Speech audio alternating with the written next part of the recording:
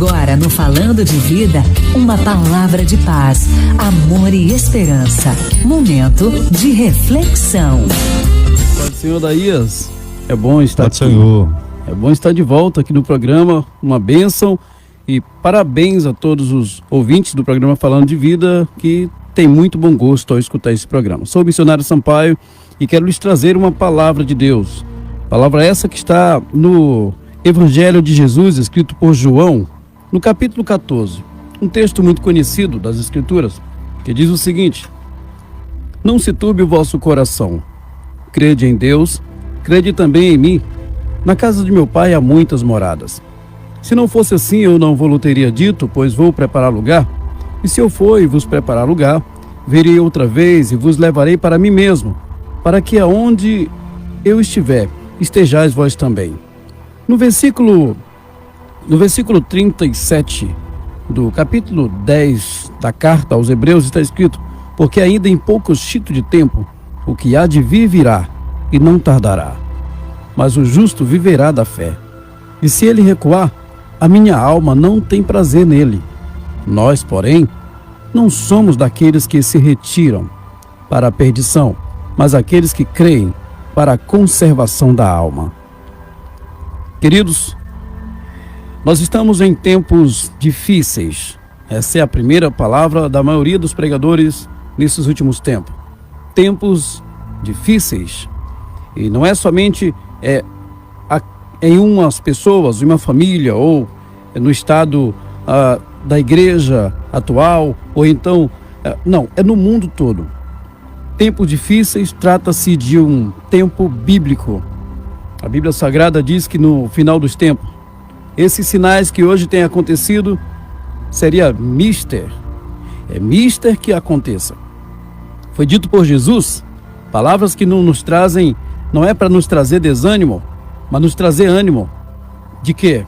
Aquele que prometeu que voltaria, nos avisou que, na iminência da sua vinda, todas essas coisas aconteceriam.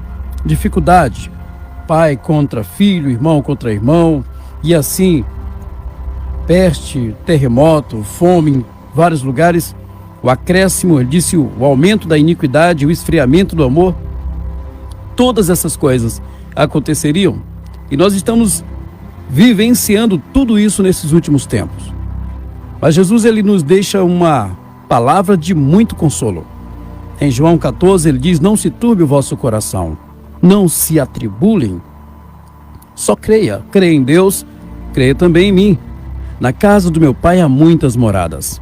Se não fosse assim, eu não vou-lhe teria dito, pois vou preparar lugar. E se eu for e vos preparar lugar, voltarei outra vez e vos levarei para mim mesmo, para que aonde estiver, estejais vós também. Aonde eu estiver, estejais vós também. Quando Jesus fala sobre isso, ele está simplesmente dizendo aos seus discípulos que o prazer de Deus é nos ter perto dele. Mas aqui ele nos traz também, no texto aos Hebreus, o escritor anônimo parece que dá continuação ao que Jesus havia dito, quando ele diz, a partir do versículo 36, porque necessitais de paciência para que depois de haver desfeito a vontade de Deus, possam alcançar a promessa. É importante que o povo de Israel, quando saiu do Egito, eles precisaram de paciência para poder chegar, suas futuras gerações chegassem na terra prometida. Todos eles tinham a esperança de que a qualquer momento, a qualquer dia, poderiam chegar. Alguns, é claro, dormiram antes de chegar. Alguns partiram antes de chegar por causa do tempo. Mas chegou o momento em que a última geração, que foi a geração de Josué, chegou até a terra prometida, precisava de paciência. Alguns, por não terem paciência, desistiram e passaram a adorar outros deuses. Outros, por não terem paciência, desejaram interpretar o maná, que era o alimento de Deus ao povo, como rotina.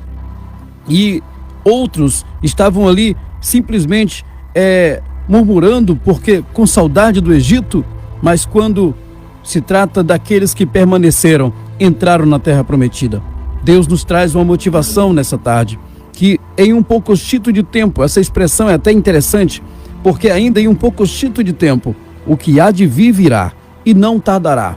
Jesus está nos deixando claro que a sua promessa há de se cumprir. E aí eu quero fazer a aplicação pessoal para você que está ouvindo, assistindo essa mensagem nessa tarde. Não desista. Se você está em Cristo, não desista. Não abra mão, e eu quero motivar você que um dia, assim como alguns que estavam no percurso do deserto, rumo a Canaã, desistiram por achar que nunca chegariam. E aí acabaram não chegando, porquanto desistiram. Não desista. Algumas pessoas abriram mão da fé, saíram da igreja, hoje estão vivendo uma vida desordenada, uma vida sem a direção, porquanto abriram mão da fé de que Jesus, aquele que prometeu, cumpriria a sua promessa. Eu quero incentivar você a voltar ao caminho da promessa, porque alguns saíram do caminho, mas Jesus diz: eu sou o caminho. O artigo definido aqui está deixando claro de que se eu não estou em Cristo, eu estou perdido. Eu sou o caminho. O caminho, o artigo definido, mostra que é só um caminho. Então, eu sou o caminho, a verdade. Quem não está em Cristo vive a mentira. E sou a vida. Quem não está em Cristo não tem vida. Portanto, Jesus, ele está simplesmente dizendo: o meu prazer é ter vocês perto. Se vocês não se conturbarem o coração, não atemorizarem, não desistirem, eu estou preparando lugar.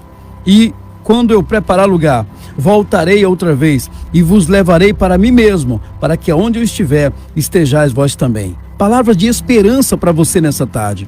Jesus está dizendo em Mateus 11, ele diz o seguinte: vinde a mim todos vós que estão cansados e sobrecarregados, e eu vos aliviarei.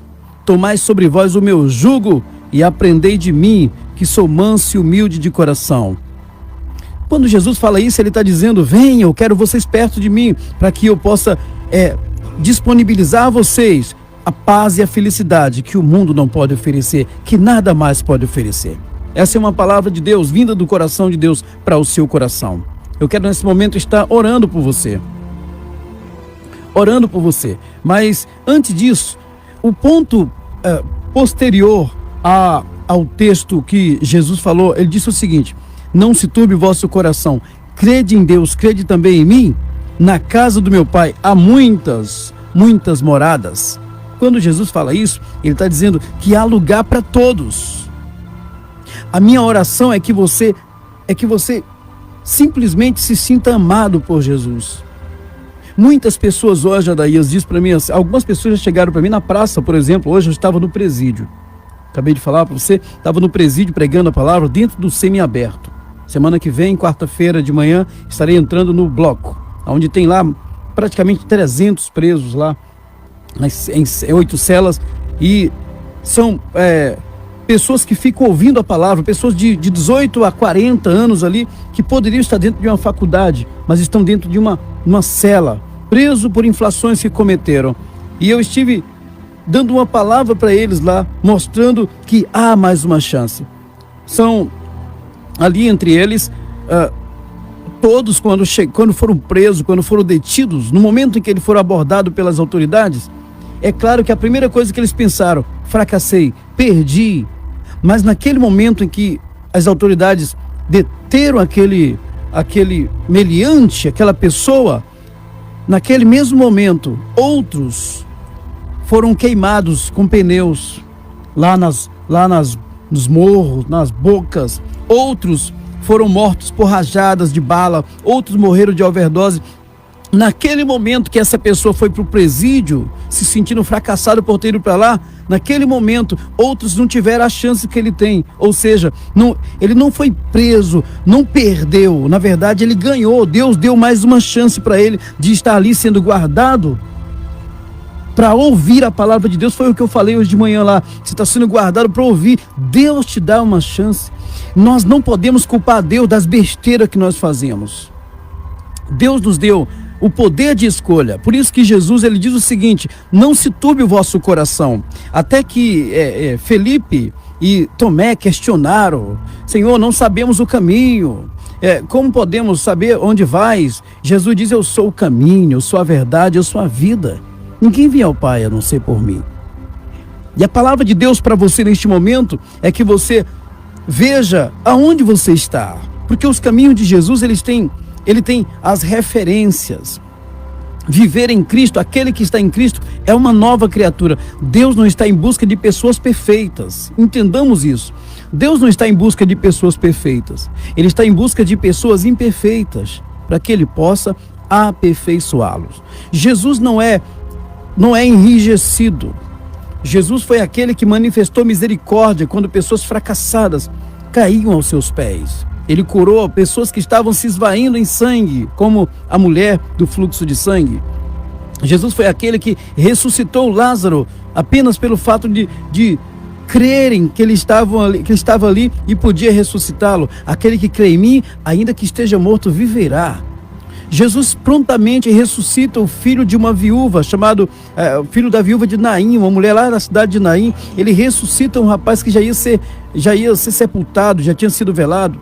Jesus ressuscita uma filha de um moço chamado Jairo, a sua filha tinha acabado de morrer, mas todos eles tiveram algo em comum. Alguém aos seus pés creu que ele podia fazer o milagre.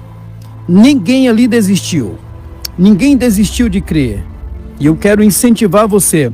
O segredo é você não desistir de crer. Não se turbe o vosso coração. Não se frustre. Crede em Deus. Crede também em mim. Uma certa vez, alguém estava preso. Várias pessoas presas. Entre eles estava Paulo e Silas. O apóstolo Paulo e Silas. E quando eles estavam presos, eles cantavam. E um terremoto veio nas estruturas da cadeia e acabou quebrando as celas. E os detentos saíram, mas ficaram ali porque ouviram eles cantarem a palavra e pregar a palavra e ficaram ali. Quando de repente o carcereiro veio, queria se matar porque ele sabia que o Estado de Roma iria puni-lo com morte se ele deixasse os presos fugir. Mas Paulo disse: não te faça nenhum dano, todos estamos aqui. E ele disse: o que eu devo fazer para ser salvo? Porque ele sabia que ali teve uma intervenção de Deus na ação de mover as estruturas do cárcere. Assim como Deus respondeu Paulo e Silas para mover as estruturas do cárcere pela sua fé, ele pode mover as estruturas jurídicas, as estruturas dos meios jurídicos pela tua fé, para que você saia daí. Ou estou falando aqui para alguém da família, né? Para a mãe, para a irmã, para o primo, para o pai, para essa pessoa que tem alguém lá dentro do cárcere. Você precisa vir para Jesus para que o teu filho, as estruturas legais possam serem respaldadas por um poder de Deus, um poder superior, para libertar o teu filho não somente da grade, porque tem muita gente preso dentro da grade, mas o coração está livre por Jesus. Mas há aqueles que estão presos, que estão livres das grades, mas o coração está preso nas penitenciárias do ox, da cocaína, do crack, da maconha, dos vícios, dos bares, dos prostíbulos, da mentira, do crime. Essa pessoa, ela pode estar livre da cela, mas ela está aprisionada. E nesse momento, eu estou falando para você. Tudo que Jesus diz é o que Paulo ecoa, o que Paulo disse quando aquele carcereiro tentou se matar. Paulo disse: não te faça nenhum dano. E ele pergunta: o que eu devo fazer para ser salvo? E Paulo disse: crê no Senhor Jesus. Crê no Senhor Jesus e será salvo, tu e a tua casa. Crê no Senhor Jesus e será salvo tu e a tua casa. E eu vou repetir, dizendo: creia no Senhor Jesus e será salvo tu e a tua família. Salmo 127 diz: se o Senhor não edificar a casa, em vão trabalham os construtores. Se o Senhor não guardar a cidade, em vão vigia a sentinela. E ele diz o seguinte: inútil vos será levantar de madrugada, repousar tarde, comer o pão de dores, porque aos seus amados ele dá enquanto eles dormem. Tudo isso é trazido para que motive a nossa fé, porque esses elementos que nos propõem uma vida de milagres, uma vida de felicidade plena, está no ato de crer, porque a fé é que legaliza as bênçãos sobre nossas vidas. A fé é que legaliza as bênçãos sobre a sua vida. E eu quero neste momento estar orando por você, orando pela sua vida, orando por você que está afastado dos caminhos de Deus. Você que tem alguém da família que está preso. Ou você diz o seguinte: eu queria um milagre. Você quer algo de Deus, mas você não quer Deus. Você está indo para a igreja? Não. Você quer o quê? Eu quero uma bênção.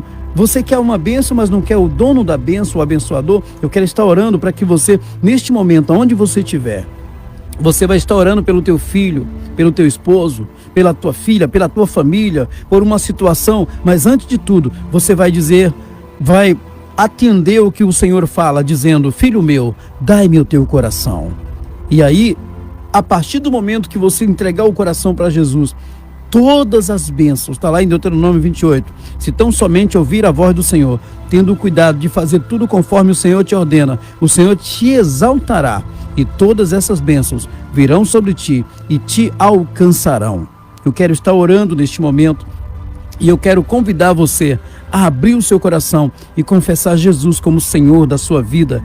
E aí, Ele está preparando o lugar, logo, logo, dentro de um pouquinho de tempo. O que há de vir virá e não tardará. Quero estar orando nesse momento pelo Gonza, né, que está nesse momento hospitalizado. Estivemos ali, nós fazemos visita toda semana no hospital, e ali nós oramos pelo Gonza, e eu quero nesse momento estar orando por ele também, pela sua família, a sua esposa Marli, seus filhos, pelo irmão Adamor. Orar também, louvar a Deus pela vida de todos aqueles que nesse momento estão ouvindo a palavra e precisam de um milagre.